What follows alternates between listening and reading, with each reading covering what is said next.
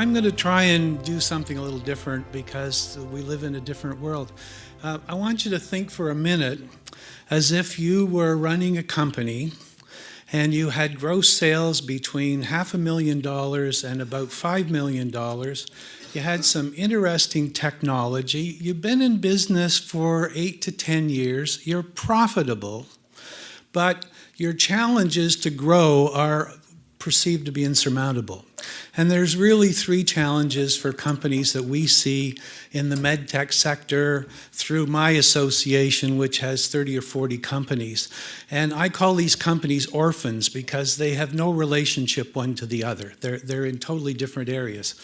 So what I've tried to do with an organization like TMTA is to say, how can we coalesce these companies in such a way that collectively they behave like an MNE as opposed to a bunch of SMEs.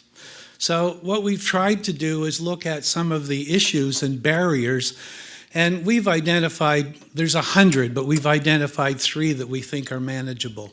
And there's been a lot of talk today about the research aspect of how these small, medium-sized companies grow, and the relationship between academia, because in most of the med tech space, it's not a single technology, it's a collection of technologies that have to be brought together.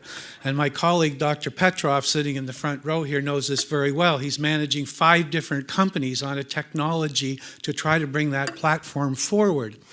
The second area where we have a challenge is with a company that is in the space of 500,000 to 5 million. They can't grow in Canada. The market in Canada is 3% of the global market. So these companies want to go globally, but there is no real mechanism for them to grow globally. So we have to think of some way that we can coalesce these companies to be able to go globally collectively the way the M&Es would go individually. And finally, the other challenge, and we've just started to talk about it, and when we talk about GPOs as a nightmare, that's a really pleasant way to describe it. The GPOs are the single greatest barrier to entry for SMEs to flourish in the Canadian marketplace. They are an additional cost to the system which has no relevance, and they have no way of evaluating new technology. Imagine you've got a purchasing manager who has never seen a medical device, and he's making decisions about whether this is a good idea or not. So let me tell you a couple of things that we've tried to do as an organization to bridge some of these gaps. We went to the federal government under the FedDev program through TMTA and in association with HTX. John is here someplace. Because we thought that there was an opportunity to raise a few $1 million that individual companies could access up to $75,000 each on a shared basis where they had to contribute an equivalent amount that would permit them to do the kind of activity that would get them ready, for example, to go globally. And then we could partner with the federal government to actually run trade missions. So that's a program that we've just started. And HTX has an impeccable reputation. I sit on the board of HTX, by the way, so I can say this without apologizing, that they have an impeccable reputation for vetting these companies to see which will be suitable for that kind of funding. This is not a handout that we're going to give away to companies because they show up. The second area that we're looking at is a methodology where we can bypass the GPO.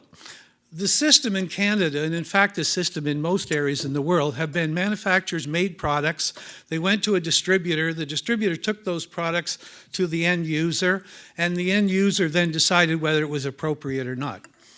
The average distributor now that is even local has something like 4,000 products. The whole notion initially was that they would take these products and they would actually detail them in the hospital so the hospital could understand, particularly with innovation.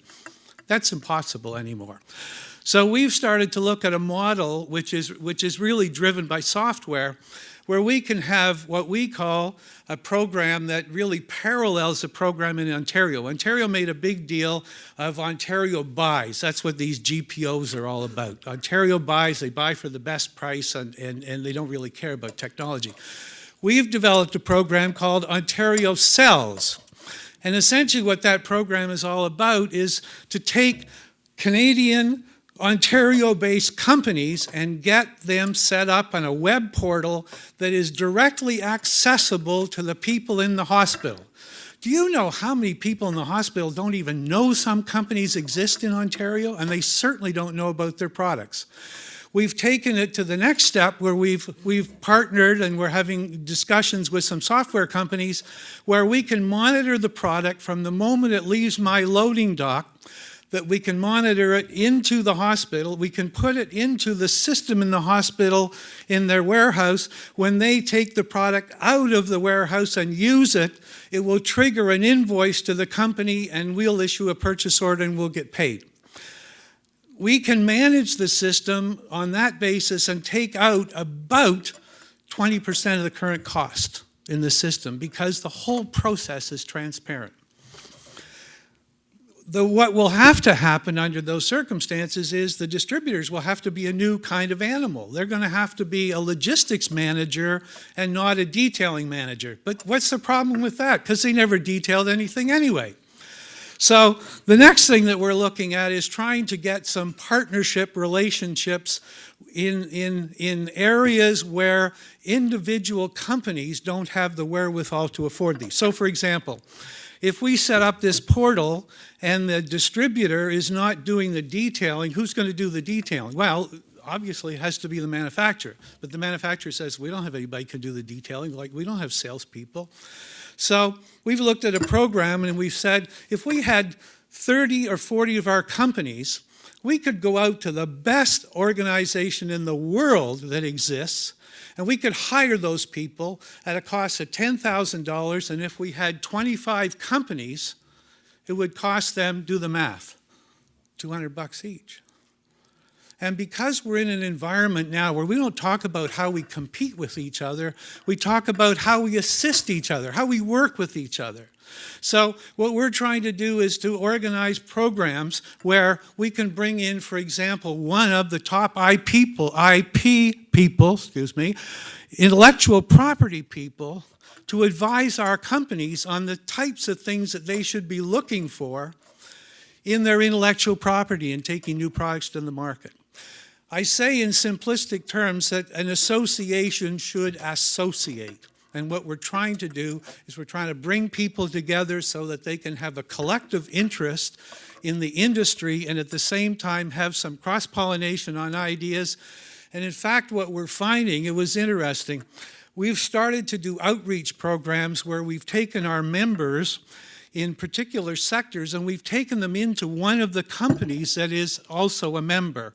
And they've done an actual presentation on what they do. And I sat around and watched people at the table saying, oh my God, I had no idea you did that. Wow, we could use that. What a great idea. I mean, I heard that over and over. When you talk about association at this level, what we're trying to do is bring the players together to give them a collective opportunity that really doesn't exist unless you're an M&E. Thank you very much. It was a pleasure.